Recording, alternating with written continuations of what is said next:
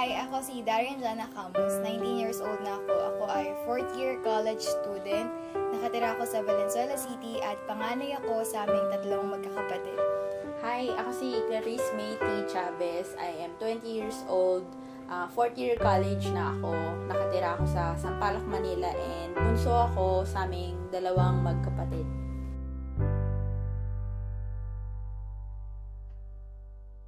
Tahimik lang ako na tao kasi nasanay ako na mag-isa ako tsaka tahimik lang din yung environment ko kaya hindi ako sanay makipag-usap sa mga tao. Mahilig akong mag-aral. Actually, since 2nd year college, scholar ako. Kapag din wala si mama or kapag walang tao dito sa bahay, lagi ako naglilinis. Minsan, moody din ako. Kapag madaldal talaga. Kapag tahimik lang.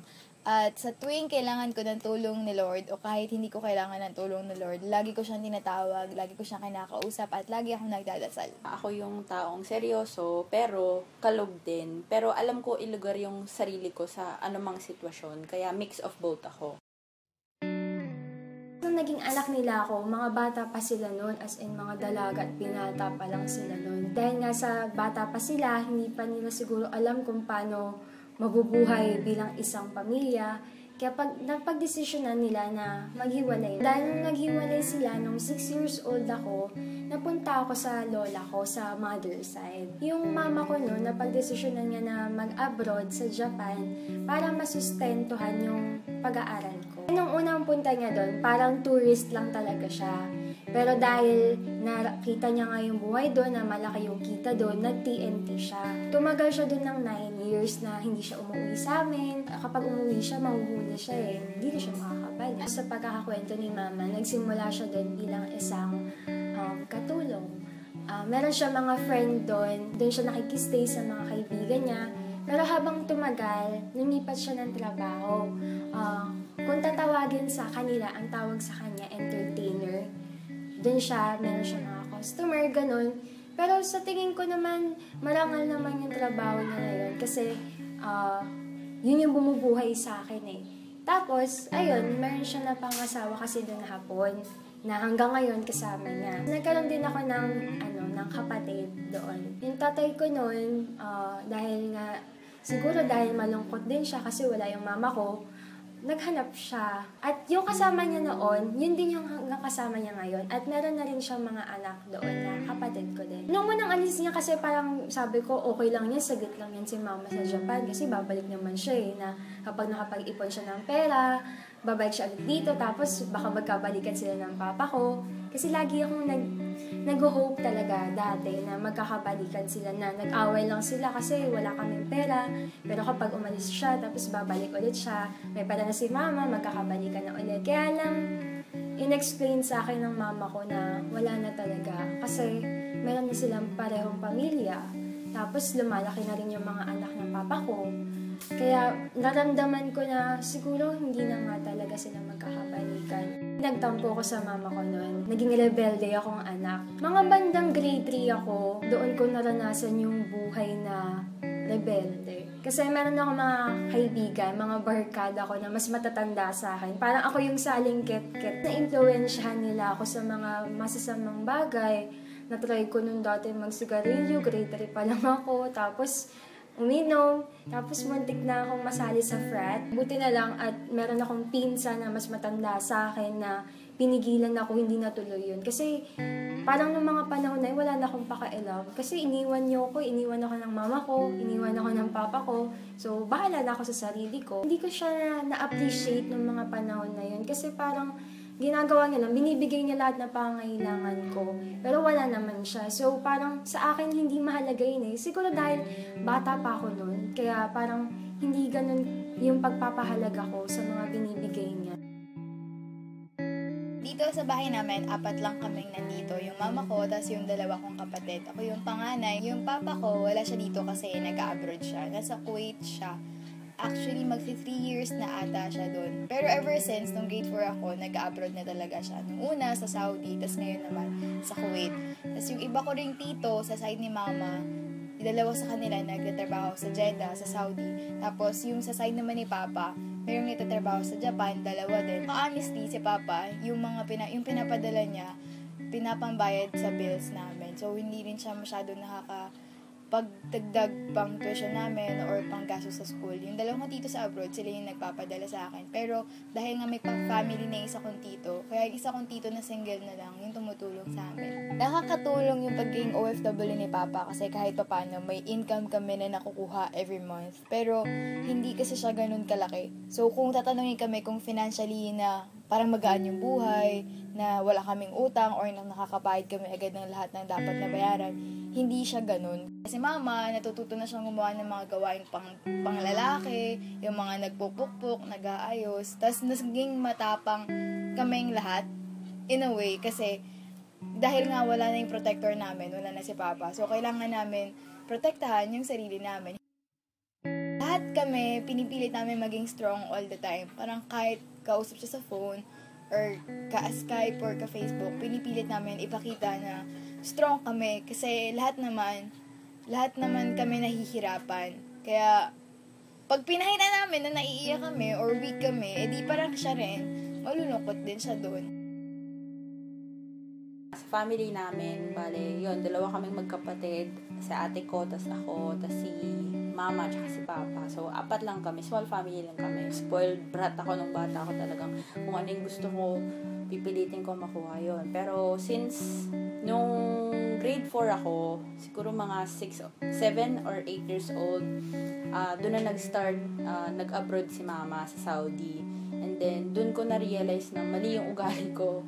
Bata pa lang ako, parang namulat na ako na agad na ganun yung buhay namin, hindi kami mayaman, hindi ko makukuha agad yung gusto ko. Nung umalis siya, sobrang hirap syempre, kasi bata pa nga lang ako, hindi ko alam kung paano tatanggapin na bakit siya aalis, bakit wala na ba kaming pera, kailangan niyang umalis ng malayo, kailan siya babalik, ganun. Sobrang hirap talaga. Nung first time siyang umuwi, akala ko last na niyang alis yun last na iiwan niya kami. So, pagbalik niya, akala ko, yes, andito na ulit si mama, buo na kami ulit. Tapos yung pala, nung nalaman ko na aalis siya ulit, bakasyon lang yun. Siyempre, devastated na naman ako. Everyday, parang depressed ako ng bata ko na wala siya, malungkot. Pero ngayon, kaya ko na kasi nakikita ko yung nagmamature na ako nakikita ko na kaya siya wala kasi para sa amin. So, naiintindihan ko na yun na kahit mahirap, ginagawa niya yun.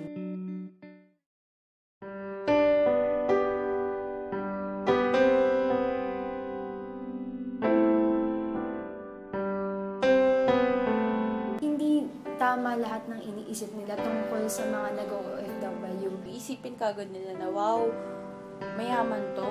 Kasi kaya niyang pumunta ng ibang bansa. Pero hindi ganyan yun kasi proseso yun. Na habang tumatagal sila sa ibang bansa, habang nagtatrabaho sila sa ibang bansa, iniipon din nila yung mga kinikita nila para maipadala dito. Hindi porket malaki yung pinapadala, ibig sabihin, yun agad yung lahat ng sweldo Tsaka, mahirap kasi para sa mga nasa ibang bansa na makaipon ng pera para maipadala dito sa atin.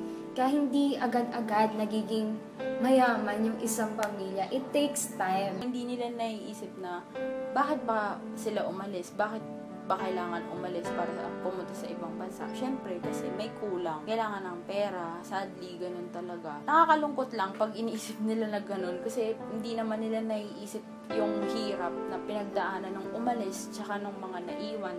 Siyempre, both sides malungkot Nagdaan kami sa depression.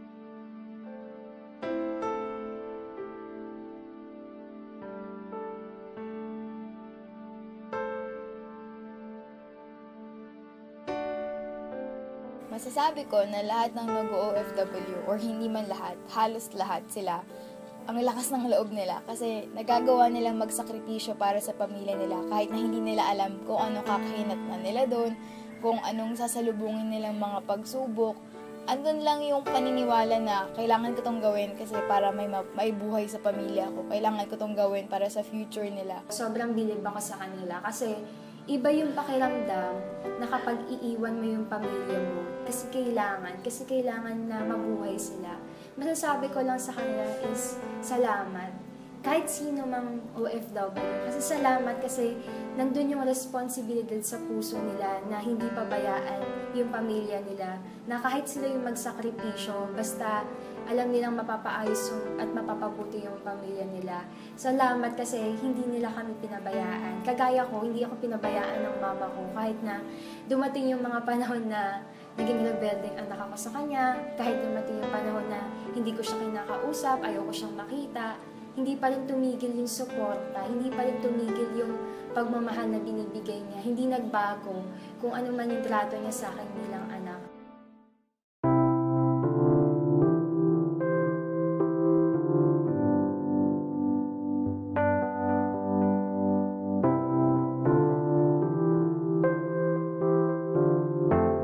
Lagi lang naman sinasabi ng mama ko sa akin na tapusin ko yung pag-aaral ko.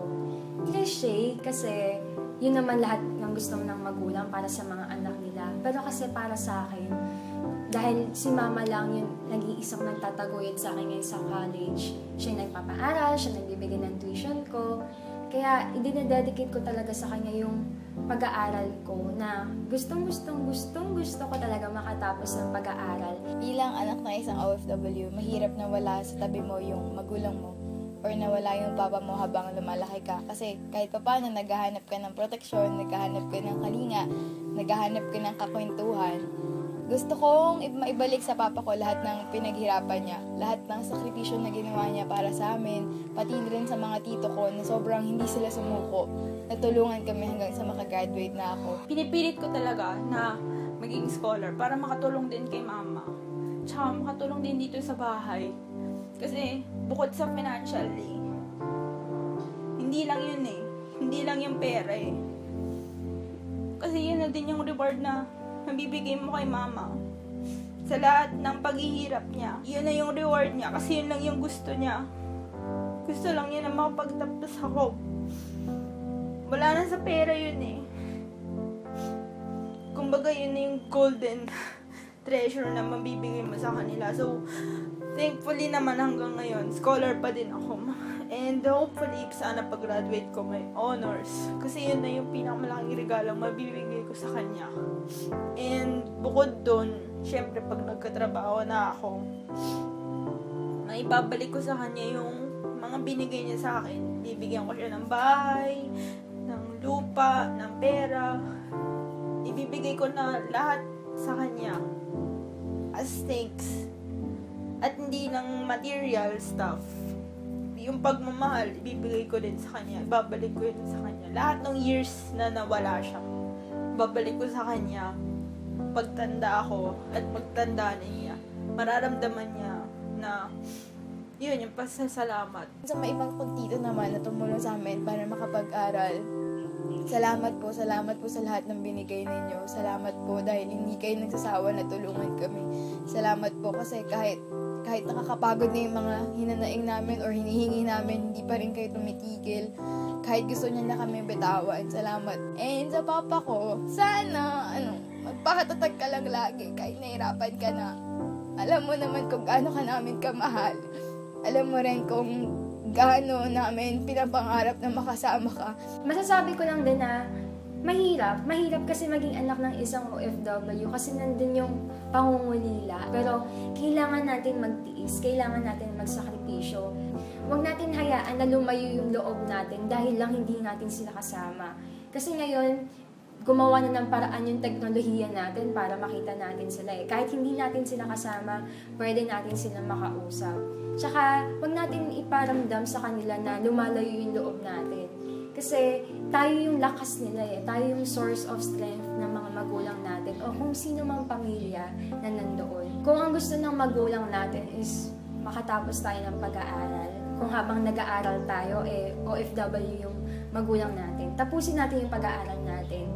Kasi yun yung pangarap ng magulang natin para sa atin eh. Hindi sila nagpapakahirap sa ibang bansa para lang sayangin mo yung pera na binibigay sa'yo. Huwag mong hayaan na masayang yung pera na pinaghihirapan ng magulang mo kasi hindi ka mag-aaral. Kung yun ang gusto nilang gawin mo, makatapos ka ng pag-aaral, tapusin mo. Kasi yun yung maibabalik natin na reward sa lahat ng paghihirap ng magulang natin para sa atin. Kung proud siya sa akin, sobrang proud din ako sa kanya na nagawa niya yun. Ang hirap-hirap na iwan mo yung pamilya mo eh. Ang hirap iwan yung mga anak mo na maliliit pa lang para lang magtrabaho sa ibang bansa para sa pera, para mabuhay sila. Sobrang proud ako sa kanya na nagawa niya yun na mahirap. Pero kailangan na hanggang ngayon, ayan, patapos na ako. Basta kung proud ka sa akin, proud na proud din ako sa'yo.